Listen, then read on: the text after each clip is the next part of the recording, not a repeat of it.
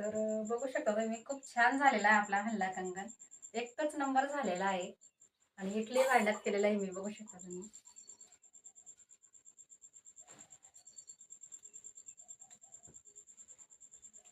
किती छान वाटतंय.